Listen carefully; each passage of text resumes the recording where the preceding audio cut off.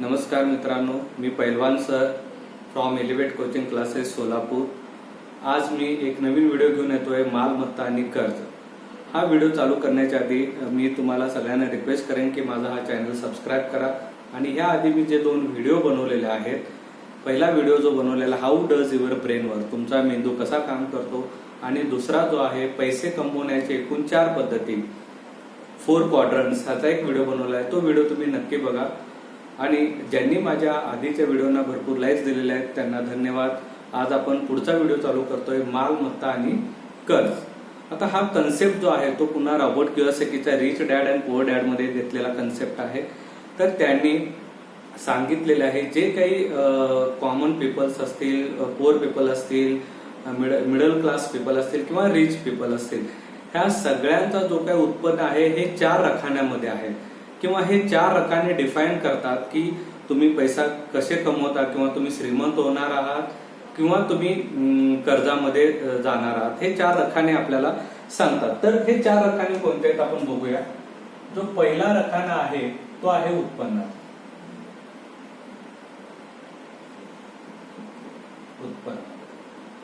त्यालाच दुसरा रकाना आहे तो आहे खर्च। त्यानंतर पुढचा रकाना जो आहे तो आहे मालमत्ता आणि कर्ज। मालमत्ता आणि कर्ज आपण बघतोय की उत्पन्न हा मोस्टली कशातून येतो? नोकरीमधून येतो। हा झाला उत्पन्न। ओके, तर मोस्टली आपला जो काही इनिशियल जे नोकरी लागतात, जे नवीन नोकरी लागतात, त्यांचा जो फ्लो कसा असतो? नोकरीतून उत्पन्न, उत्पन्नातून खर्च, बरोबर आहे। पण ज्यावेळी तो नवीन नोकरीला असतो, त्यानंतर ज्यावेळी त्याचं लग्न होतं किंवा त्याच्यावरच्या जबाबदाऱ्या वाढत जातात, त्यावेळी काय होतं की जो काही उत्पन्न आहे तो उत्पन्न आणि खर्च ह्याचा जो काही बॅलन्स आहे तो डिस्टर्ब होतो। त्याचा हा जो खर्च आहे तो खर्च काय होतो? उत्पन्नापेक्षाही जास्त जातो, बरोबर आहे। आपण बघा काय म्हणतोय, मी कन्सिडर करतोय की नोकरीतून आपण 30,000 कमवतोय आणि जो काही त्याच्या लग्नाआधीचा खर्च होता किंवा त्याच्या जबाबदारी नसतानाचा जो खर्च होता तो होता समजा 20,000। ओके, त्यावेळी त्याचं गणित बरोबर होतं। जे काही नोकरीतून पैसा येत होता त्यातून तो काय करत होता? खर्च करत होता। आणि जे काही सेव्हिंग होणार होतं, जे काही 10,000 सेव्हिंग होणार होतं, एकतर तो कुठेतरी फिक्स डिपॉझिट करत होता किंवा त्यातले काही पैसे हे काही एंटरटेनमेंट मध्ये खर्च करत होता, बरोबर। पण ज्यावेळी आफ्टर मॅरेज ज्यावेळी त्याचा खर्च हा उत्पन्नापेक्षा जास्त जातो, तर तो पुढचा पर्याय निवडतो कर्ज। पुढचा पर्याय निवडतो तो कर्ज। आजची जर सिच्युएशन बघितला तर एखादा जॉब तुम्हाला ज्यावेळी लागतो, 25,000 30,000चा जॉब लागलेला आहात, तुम्ही कंपनीमध्ये गेलेला आहात, कंपनीमध्ये ज्यावेळी तुम्ही जाऊन तुमच्या चेअरवर बसता, त्यानंतर 1-2 दिवसात तुमच्या चेअरवर बऱ्याच कंपनीचे क्रेडिट कार्ड, डेबिट कार्ड्स हे यायला चालू होतात।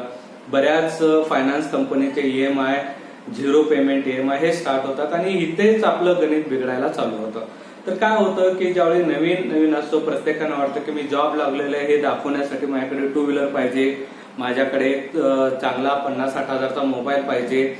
हा जो पार्ट आहे, ज्यावेळी तुम्ही जॉबला लागताय आणि सुरुवात करता ते EMI आणि ज्यावेळी EMI येतो म्हणजेच तुम्ही कोणत्या रकान्यात येत आहेत? कर्जाच्या रकान्यात येत आहेत, बरोबर आहे। मी असं कन्सिडर करतो की तुमची पेमेंट आहे 30,000। ओके, आपण असं कन्सिडर करूया की तुम्ही घर घेतलेलं नाही, तुम्ही एका रेंट मध्ये राहताय आणि रेंट आहे 1 BHK। आपण एक पुणे कन्सेप्ट किंवा एक मेट्रो सिटी कन्सिडर केलं की तिथे आहे 10,000 रेंट आहे, लाईट बिल, बरेच टॅक्स आपण कन्सिडर करूया की 2,000। देन तुम्ही बॅचलर आहे, आपण असं कन्सिडर करूया, आपण बॅचलर लाईफ जगतोय, बॅचलर लाईफ मध्ये तुमची मेस आली 3,000, त्यानंतर विकेंड एन्जॉयमेंट आला तो 2,000, त्यानंतर तुम्ही 2 व्हीलर घेतलेला आहात, मोबाईल घेतलेला आहे, त्याचे EMI झाले 7,000 रुपये और 5,000 2 व्हीलर 2,000 मोबाईल आपण कन्सिडर करू घ्या 7,000 त्यासाठी पेट्रोल मेंटेनन्स हा कन्सिडर केला तर हा आला 2,000. ओके, अशा बऱ्याच गोष्टी आहेत. तुम्ही कुठेतरी ट्रॅव्हलिंग केलेलं आहे त्याचा एक आपण खर्च केला, कपडे घेतलेला, अशा बऱ्याच गोष्टी तुम्ही घेतलेल्या आहेत त्याचा एक कन्सिडर करूया आपण 5,000 रुपये. जर मी कन्सिडर केली ही माझी टोटल पेमेंट होती 10, 12, 15, 17, 24, 25, 26, 26 आणि 5 31,000. ही कंडिशन सध्या आपण बघतोय की बऱ्याच ठिकाणी होत चाललेली आहे. मग ह्या कंडिशन मध्ये काय होतं की तुमचा जो काही खर्च आहे तो उत्पन्नापेक्षाही जास्त जातो आणि त्यावेळी तुमच्याकडे एक पर्याय येतो, तो येतो कर्जाचा. बऱ्याच बँकेतून फोन येतात, कारण बँकेतून तुमच्याकडे सॅलरी सर्टिफिकेट असतं, त्यातून तुम्हाला पर्सनल लोन मिळाला जातो, पर्सनल लोन मिळतो, बऱ्याच गोष्टी होतात. मग तुम्ही त्या पर्सनल लोनला येतात, त्यात तुमचे EMI वाढत जातात आणि हा चालू होतो तुमचा रॅट रेस. रॅट रेस म्हणजेच आपण याला ह्यात रॉबर्ट कियोसाकी याला सांगितलेलं आहे रॅट रेस, की ह्या चक्रात आपण अडकत जातो आणि ह्यामुळे काय होतं की आपली जी काही आर्थिक परिस्थिती आहे ही आर्थिक परिस्थिती ढासळत जाते. ओके, तर ही कन्सेप्ट सांगितली आहे की नोकरी, उत्पन्न, खर्च, कर्ज आणि नियर अबाउट 60 to 70% पीपल्स ह्या रॅट रेस मध्ये अडकले जातात. जर यात हे मी बॅचलर लाईफ सांगितलं, त्यानंतर जर आफ्टर मॅरेज बघितला तर त्यानंतर तुमचा खर्च हा वाढत जातो, मुलांचे शिक्षण आले, ह्यात बऱ्याच गोष्टी वाढत जातात आणि ह्यात आपण काय होतो की आपण कर्जात अडकत जातो. एखाद्याने समजा जर ह्या गोष्टी जर बघितलं तर एखाद्याने समजा की माझी पेमेंट आहे 30-40 हजारांनी, मी आता एक 1 BHK घर बुक केलेलं आहे near about 30 lakhs or 40 lakhs आणि त्यानंतर त्याचे EMI स्टार्ट होतात 10,000, 15,000 आणि तो EMI असतो नियर अबाउट 30 वर्ष किंवा 40 वर्ष त्याचे EMI हे चालू होतात, बरोबर आहे. आणि रॉबर्ट कियोसाकीने ते स्पष्ट सांगितलेलं आहे की जे काही तुम्ही EMI मध्ये घर घेताय, जे काही तुम्ही कर्ज काढून घर घेताय, ही तुमची मालमत्ता नाही. आणि आपल्या इथे बरेच जण असं म्हणतात की मी घर घेतलेलं आहे EMI करून किंवा मी घर घेतलेलं आहे लोन करून आणि हे माझी प्रॉपर्टी आहे. तर ही तुमची प्रॉपर्टी नाही आहे, हे तुमचं कर्ज आहे. कारण तुम्ही 30 वर्ष जे काही EMI फेडणार आहे ते 30 वर्षे जे काही 12,000, 15,000, 20,000 हे काही जे अमाऊंट मंथली तुम्ही पेड करणार आहे, म्हणजेच त्यासाठी तुम्ही बँकेसाठी काम करायला चालू करणार आहात, बरोबर आहे. तर ह्यामुळे काय होतं की आपली जी काही आर्थिक परिस्थिती आहे ती आर्थिक परिस्थिती इम्प्रूव्ह होण्यासाठी प्रॉब्लेम्स क्रिएट व्हायला चालू होतात. मग ह्याच्यासाठी त्यांनी काय सांगितलं की त्यांनी म्हटलेले ते एकूण 4 रखाने आहेत, उत्पन्न आहे, खर्च आहे, मालमत्ता आहे आणि कर्ज आहे. आता इथे कन्सेप्ट आला तो rich dad and poor dad. तर त्यांनी काय सांगितलं की हा जो रखाना आहे हा पुअर डॅडचा रखाना वेगळा आहे आणि रिच डॅडचा रखाना वेगळा आहे. किंवा जे पीपल रिच असतात त्यांचा हा रखाना कसा दिसेल आणि जे पीपल कॉमन पीपल जे कर्जामध्ये अडकलेले आहेत, जे ज्यांची आर्थिक परिस्थिती ढासळत चाललेली आहे, त्यांचे हे रखाने कसे असतात त्यांनी थोडक्यात आपल्याला सांगितलेलं आहे. तर ते आपण रखाने बघूया, काय रखाने असतात. आपण जर बघितलं एखाद्याचा उत्पन्नाचा रखाना आणि खर्चाचा रखाना हे आपण आता कॉन्स्टंट करूया.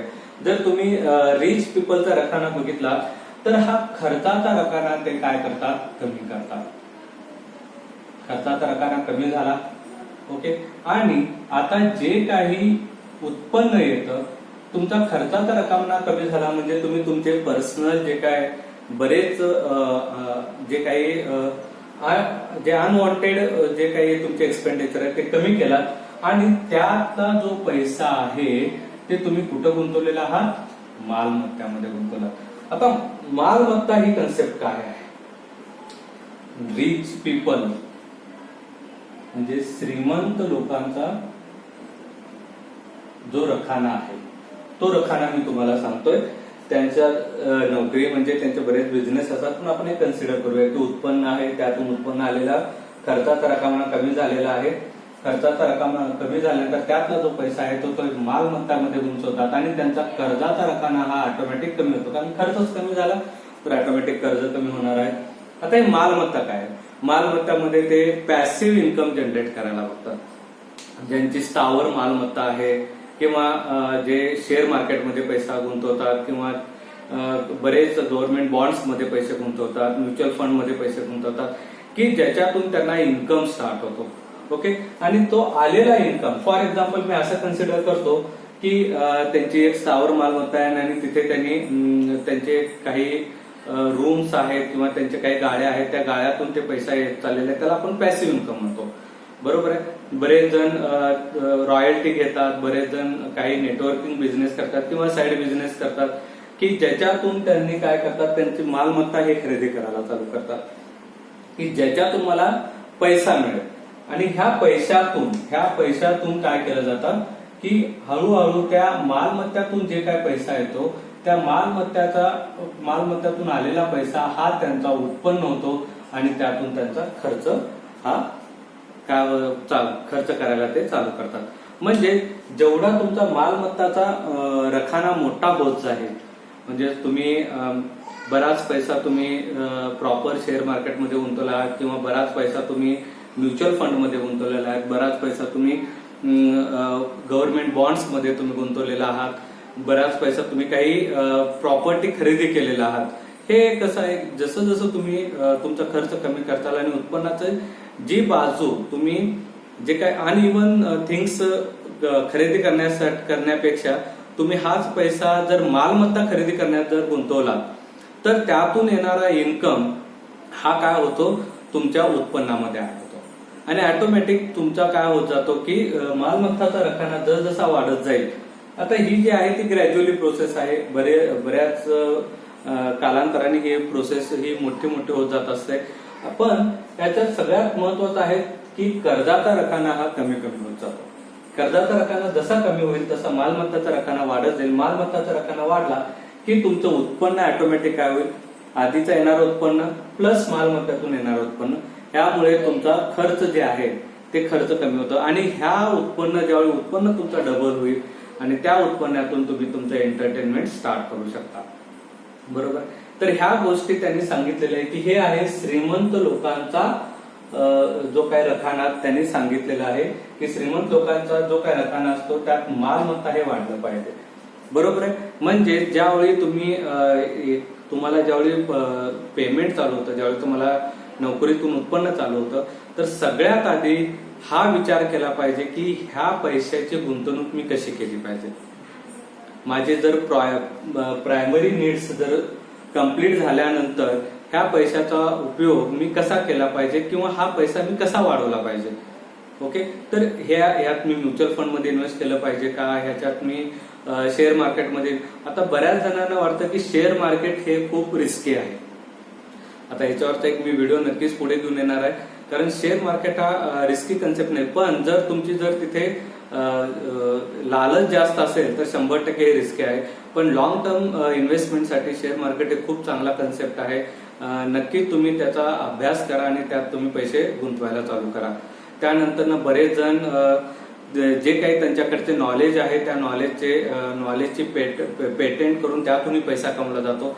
तर ह्या गोष्टी तुम्ही वाढवल्या पाहिजे की जे काही माझी नोकरी आहे त्या नोकरीला सोडून मी माझ्याजवळ जे काही पैसे आहेत त्या पैशाचे कन्व्हर्जन मालमत्तामध्ये कसं केलं पाहिजे, त्या पैशांचं कन्व्हर्जन मी मालमत्तामध्ये कसं केलं पाहिजे की जेणेकरून माझा जो उत्पन्नाचा रकाना आहे तो उत्पन्नाचा रकाना हा वाढत जाईल.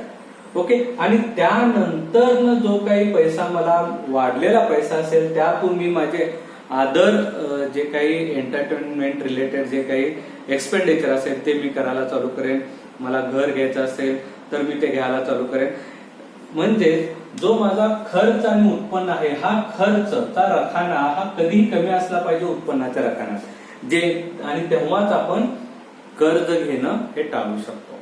बरोबर आहे. तर हा सगळ्यात मोठा आज आपण बघतोय की बऱ्याच जणांचा ह्या कोरोना लॉकडाऊनच्या पिरियडमध्ये बऱ्याच जणांचा पेमेंट किंवा पेमेंटचे इश्यू झालेले आहेत. बरेच जणांचे EMIs हे पोस्टपोन झालेले आहेत. पण EMI आज EMI ची जी अमाऊंट आहे ती वाढत चाललेली आहे, बरोबर आहे.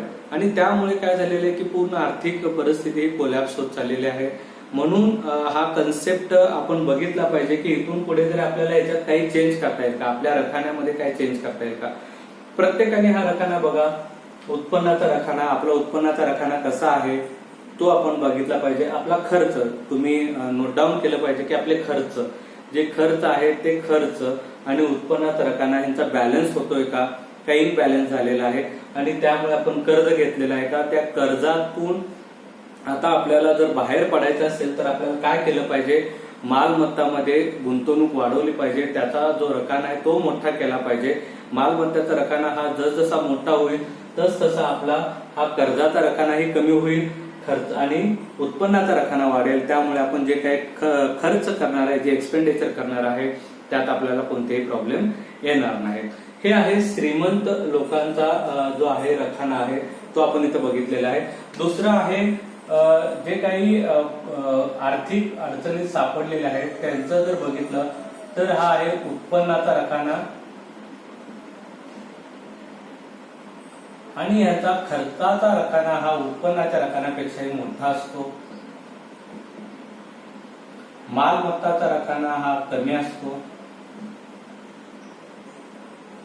आणि त्याच्या कंपॅरिझन मध्ये कर्जाचा रकाना हा मोठा असतो. हा मालमत्ता आणि हे कर्ज. नोकरीमधून जे काही उत्पन्न येतो त्या उत्पन्नाचा खर्च आणि कर्ज ह्याच्यातून त्यांचा फ्लो जातो आणि इथे ते आर्थिक अडचणीमध्ये सापडतात, बरोबर आहे. तर हा आहे तुमचा पुअर डॅडचा रकाना किंवा पुअर पीपलचा रकाना. हा इथे तुम्हाला बघायला मिळेल. हा आहे तुमचा रिच डॅडचा रकाना आणि हा आहे तुमचा पुअर डॅडचा रकाना. तर आजचा व्हिडिओ मी फक्त एवढ्यासाठीच हा सांगतो आहे की आपले जे काही महत्वाचे 4 रकाने, कारण की प्रत्येकाचा जर तुम्ही जर आर्थिक व्यवस्था, घरातली आर्थिक व्यवस्था किंवा स्वतःची आर्थिक व्यवस्था हे एकूण ह्या 4 रकान्यावरच डिपेंड आहे. हे कोणते 4 रकाने, उत्पन्न, खर्च, मालमत्ता आणि कर्ज. आणि आपण आज बघितलं तर आपला रकाना हा कसा आहे आणि आपण कोणता रकाना वाढवला पाहिजे आणि कोणता रकाना कमी केला पाहिजे हा सांगण्याचा उद्देश आहे. इथे आपण बघितलं तर आपला खर्चाचा रकाना कमी करायचा आहे, मालमत्ताचा रकाना वाढवायचा आहे आणि कर्जाचा रकानाही आपल्याला कमी करायचा आहे, जेणेकरून आपण पुढे ह्या आर्थिक संकटातून बाहेर पडू. आता याच्या सगळ्यात महत्वाचा पार्ट येतो पॅसिव्ह इन्कमचा. जर जसं तुम्ही तुमची नोकरी तर आहे पण त्याच्या रिलेटेड तुम्ही बराच पैसा आहे, असे बरेच तुम्ही जर बघितलं तर की सेक्युअर बिझनेस आहेत, त्यामध्ये तुम्ही गुंतवलं पाहिजे. पार्ट टाइम तुम्ही बऱ्याच गोष्टी करू शकता की ज्याच्यातून पॅसिव्ह इन्कम जनरेट होतो आणि पॅसिव्ह इन्कम एकदा जनरेट व्हायला चालू झाला तर तुमचा उत्पन्नाचा रकाना वाढायला चालू जातो. आता हे सांगताना मला एक जे काही रिच डॅड पुअर डॅड मधली एक स्टोरी आहे, ती स्टोरी मला तुम्हाला सांगायची आहे. तर त्यात एक त्याने कन्सेप्ट सांगितलेला आहे जो मॅकडॉनल्डचा संस्थापक होता रे क्वार्क. त्याची त्यांनी एक गोष्ट इथं सांगितलेली आहे. ज्यावेळी रे क्वार्क हा मॅनेजमेंटच्या स्टुडंटला लेक्चर देत असतो, त्यांच्या सोबत ज्यावेळी तो पार्टी करत असतो, तो सगळ्यांना विचारतो की माझा बिझनेस काय आहे. तर सगळेजण म्हणतात तुमचा बिझनेस तर फूडचा आहे, तुम्ही फूड चेन किंवा तुम्ही फ्रँचायझी देतात आणि त्यातून तुमचा बिझनेस होतो. तर त्यांनी म्हणलं की हा ऍक्च्युअली माझा हा कन्सेप्ट आहे, पण माझा ऍक्च्युअल बिझनेस आहे तो रिअल इस्टेटचा बिझनेस आहे. सगळेजण म्हणतात हा रिअल इस्टेटचा बिझनेस कसा होऊ शकतो. तर जो काही मॅकडॉनल्डची कन्सेप्ट आहे ती त्यांची फ्रँचायझी हे अशा ठिकाणी देतात, मेन जागेत त्यांची फ्रँचायझी असते आणि ती जागा खरेदी करण्यासाठी जे काही कंपनी असेल जे त्यांची फ्रँचायझी घेणार असेल तर ते जागा खरेदी करण्यासाठी एकतर ते त्यांना पैसे देतात किंवा ती जागा ते खरेदी करून त्यांना तिथे फ्रँचायझी देतात. मग ह्या गोष्टीमुळे आज जर आपण बघितलं तर रिअल इस्टेटमध्ये सगळ्यात जास्त जी काही प्रॉपर्टी आहे ती मॅकडॉनल्डची आहे. चर्चच्या जमिनीपेक्षाही जास्त प्रॉपर्टी त्यांची आहे. म्हणजे हा झाला त्यांचा पॅसिव्ह इन्कम, बरोबर आहे. तर ह्यातून येणारं उत्पन्न हे कंटिन्युअस त्यांना मिळत जातं. तर हे आहे इन्व्हेस्टमेंट, म्हणजे त्यांचा मालमत्ताचा रकाना काय होत गेलेला आहे मोठा होत गेलेला आहे. आणि आज जर बघितला तर मॅकडॉनल्डचे बऱ्याच जे काही तुम्ही हे बघता, म्हणजे मॅकडॉनल्डचे जिथे जिथे मॅकडॉनल्ड्स आहे ती जागा ही खूप चांगल्या मोक्यावर आहे आणि खूप चांगल्या किमतीमध्ये त्या जागा आहेत आणि त्याची व्हॅल्युएशन बघत असाल तर ती वाढतच चाललेली आहे. तर हा कन्सेप्ट आहे, जे की मालमत्ता वाढवण्याची जी कन्सेप्ट आहे ते आपण इथे बघतोय, बरोबर आहे. तर आजचा व्हिडिओ हा हे सांगण्यासाठी तयार केलेला आहे की आपण जे काही आपले कन्व्हेन्शनल, जे आपण आधीपासून बघत आलेलो आहोत, जे आपण बऱ्याच जनरेशन पासून बघत आलेलो आहोत, की मॅक्झिमम जे काही पर्सन्स आहेत इंडियामध्ये आपण बघितलं, आपण बाहेरच्या बघण्यापेक्षा आपण इथलंच बघूया की इंडियामध्ये जर बघितलं तर आर्थिक व्यवस्थेत हा माणूस कसा अडकत जातो आणि फक्त काहीच लोक ह्यातून पुढे जातात आणि श्रीमंत होतात. ते कशामुळे होतात? हा जो प्रॉब्लेम आहे तो प्रॉब्लेम आहे की आपल्याला फायनान्शियल एज्युकेशन हे लहानपणापासून दिलं जात नाही. आपल्या लहानपणापासून एकच सांगितलं जातं की तू भरपूर शिक, अभ्यास कर आणि चांगल्या नोकरीला लाग. पण सगळ्यात महत्वाचं आहे की नोकरी लागल्यानंतर ना त्यांनी त्याच्या पैशाचं जे काय प्लॅनिंग आहे ते कसं केलं पाहिजे, त्याचं फायनान्शियल कंडिशन्स हे कशी इम्प्रूव्ह केली पाहिजे हेही त्या पॅरेंटने सांगितलं पाहिजे. तेव्हाच ही जनरेशन बाय जनरेशन इम्प्रूव्ह होत जाणार आहे आणि तुमची आर्थिक परिस्थिती ही वाढत जाणार आहे. तर इथून पुढे जर हा कन्सेप्ट तुम्हाला कळला, जर हा कन्सेप्ट तुम्हाला चांगला वाटला तर माझी तुम्हाला रिक्वेस्ट आहे की हा कन्सेप्ट तुम्ही सगळ्यांना सांगा. हे कन्सेप्ट आपल्या घरातल्या आपल्या मुलांना सांगा, आपल्या फ्रेंड्सना सांगा. आपल्या बऱ्याच असंही नाहीये की हे मोठ्यांनाही तुम्ही हे कन्सेप्ट सांगितलं पाहिजे की ही आपण चुकतोय कुठं, आपला कुठला रखाना मोठा होत चाललेला आहे, कुठला रखाना लहान होत चाललेला आहे, आपली आर्थिक व्यवस्था ढासळत का चाललेली आहे. तर यासाठी आपण काय केलं पाहिजे, आपण मालमत्ताचा रकाना कसा वाढवला पाहिजे, हे सगळ्यांनी आपण आजपासून बघायला चालू केलं पाहिजे, याची सुरुवात केली पाहिजे. आणि हे तुम्ही प्रत्येक एजच्या मुलांना हे हळूहळू तुम्ही सांगितलं पाहिजे, जेणेकरून पुढे जाऊन त्यांचा खर्चाचा रकाना आणि कर्जाचा रकाना हा मोठा होता कामा नये. ओके, तर हा व्हिडिओ तुम्हाला कसा वाटला हे नक्की मला कमेंट्स द्या. नक्कीच मला त्याच्याबद्दलचे काही सजेशन असतील तर सजेशन्स द्या. तर हा जो आहे मालमत्ता मीन्स ॲसेट अँड कर्ज मीन्स लायबिलिटी बद्दलचा व्हिडिओ होता. तर प्रत्येकाने हा व्हिडिओ नक्की सगळ्यांना सांगा, नक्की शेअर करा. आज फायनान्शियल एज्युकेशनची फार गरज आहे. आज आपली जी जनरेशन आहे किंवा आपली पुढची जनरेशन आहे, ह्या प्रत्येक जनरेशनमध्ये फायनान्शियल एज्युकेशनला इम्पॉर्टन्स दिलं गेले नाही. आपण जर बघितलं आपल्या स्कूलमध्ये, कॉलेजमध्ये सगळं काही शिकवलं जातं, पण फायनान्शियल एज्युकेशन हे शिकवलं जात नाही. पैशांची आपण प्लॅनिंग कशी केली पाहिजे ते शिकवलं जात नाही. आज आपण प्रत्येक गोष्टीत आपलं नॉलेज चांगलं आहे, पण अकाउंटिंग बद्दल आपलं नॉलेज नाही आहे,